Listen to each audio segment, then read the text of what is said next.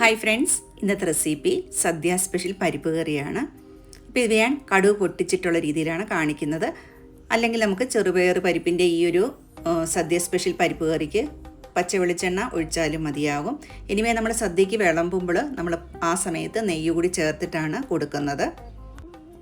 ഇനി പരിപ്പ് കറി എങ്ങനെ ഉണ്ടാക്കണമെന്ന് നോക്കാം. ഇതിന് വേണ്ടിയിട്ട് ഞാനിവിടെ 1 കപ്പ് ചെറുപയർ പരിപ്പ് എടുത്തിട്ടുണ്ട്. ഇനി ഇതിനെ നല്ലപോലെ ഒന്ന് റോസ്റ്റ് ചെയ്തെടുക്കണം. ഡ്രൈ റോസ്റ്റാണ് ചെയ്യുന്നത്. ചെറിയ തീയിൽ ഒട്ടും തന്നെ പരിപ്പ് വങ്ങിപ്പോകാതെ നമ്മൾ വറുത്തെടുക്കണം. ഇച്ചിരിയെങ്കിലും വങ്ങിക്കഴിഞ്ഞാൽ പരിപ്പ് കറിയുടെ രുചി മാറിപ്പോകും. അപ്പോൾ അതെപ്പോഴും ശ്രദ്ധിക്കണം. ഒട്ടും തന്നെ വങ്ങാത്ത രീതിയിൽ നല്ല ചെറു തീയിൽ നല്ല ക്രിസ്പിയായി പരിപ്പ് വരുന്നത് വരെ ഒന്ന് വറുത്തെടുക്കണം. അപ്പോൾ പിടിച്ച് നോക്കുമ്പോൾ നമുക്ക് മനസ്സിലാകും നല്ല പോലെ വറന്നിട്ടുണ്ടെങ്കിൽ അതാണ് പാകം.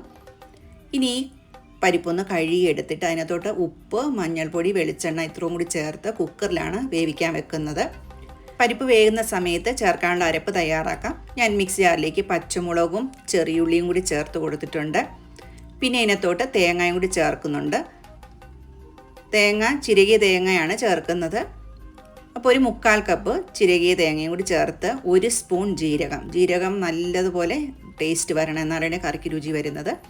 ഇനി കുറച്ച് വെള്ളം കൂടി ഒഴിച്ചു കൊടുത്തിട്ട് നല്ല കുറുകിയ പാകത്തിൽ നല്ല സോഫ്റ്റായിട്ട് നല്ല മയത്തിൽ നമുക്ക് അരപ്പിന് വേണ്ടി അരച്ചെടുത്തുകൊണ്ട് വരണം. ഈ സമയത്ത് കുക്കർ തുറന്ന് നോക്കിയപ്പോൾ പരിപ്പ് നല്ലപോലെ വെന്തിട്ടുണ്ട്. ഇനി അതിനകത്തോട്ട് നമ്മൾ അരച്ച് വെച്ചിരിക്കുന്ന അരപ്പും കൂടി ചേർത്ത് നല്ലപോലെ മിക്സ് ചെയ്യാം. ഇനി മിക്സി കഴുകിയ വെള്ളവും കൂടി ചേർത്ത് കൊടുക്കേണ്ട. ഒത്തിരി വെള്ളം വേണ്ട. നമ്മളൊരു ഇച്ചിരി കുറുകിയ പാകത്തിലാണല്ലോ ഈ സദ്യ പരിപ്പ് കറി തയ്യാറാക്കുന്നത്.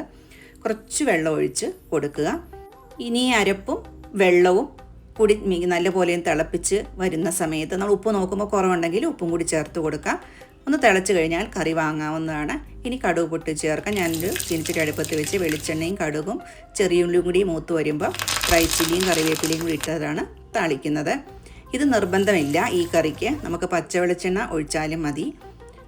അപ്പോൾ നമ്മുടെ പരിപ്പ് കറി വളരെ ഈസി ആയിട്ട് തയ്യാറാക്കി എടുക്കാവുന്ന ഒരു കറിയാണ്. പക്ഷെ നല്ല ടേസ്റ്റാണ്. സദ്യക്ക് ഫസ്റ്റിൽ തന്നെ ടേസ്റ്റ് തരുന്ന, സദ്യ സ്റ്റാർട്ട് ചെയ്യുമ്പോൾ നമുക്ക് സന്തോഷം തരുന്നതാണ് നല്ല രുചിയുള്ളൊരു പരിപ്പ് കറിയാണെങ്കിൽ. അപ്പോൾ അത് ഈ രീതിയിൽ ശ്രദ്ധിച്ചുണ്ടാക്കുകയാണെങ്കിൽ നല്ല ടേസ്റ്റായിട്ട് കിട്ടും. Thank you for watching. എല്ലാവരും ട്രൈ ചെയ്യുക. ബൈ.